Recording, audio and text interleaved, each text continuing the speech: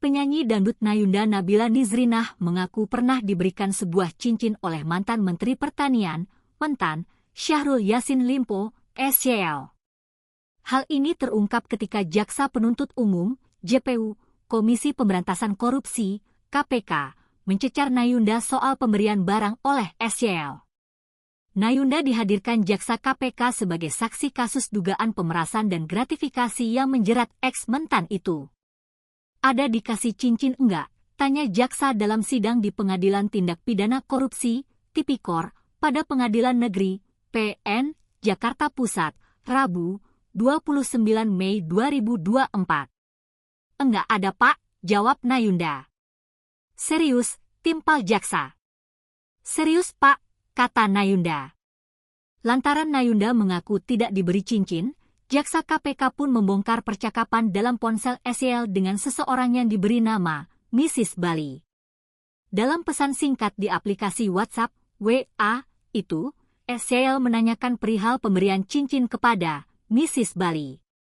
Ini ada WA ke Mrs. Bali, ungkap jaksa menampilkan barang bukti percakapan yang ditampilkan di proyektor. Tidak pernah pakai cincin yang saya kasih, bisa dijelaskan enggak ini? Ini WA siapa? Mrs. Bali siapa? Tanya jaksa. Mrs. Bali, timpal Nayunda yang tampak terlihat bingung. Jaksa pun menanyakan nomor ponsel Nayunda.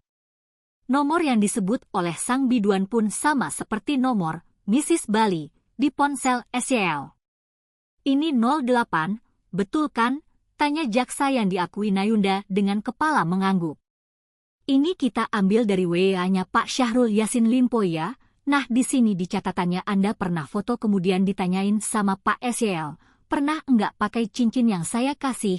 Lanjut jaksa menjelaskan. Usai diberikan bukti percakapan, Nayunda pun mengakui bahwa dirinya pernah diberikan cincin oleh SYL. Namun, ia mengaku lupa dengan pemberian dari ex-gubernur Sulawesi Selatan itu. Ia lupa. Mohon maaf Pak saya lupa, kata Nayunda. Jadi pernah ada dikasih cincin?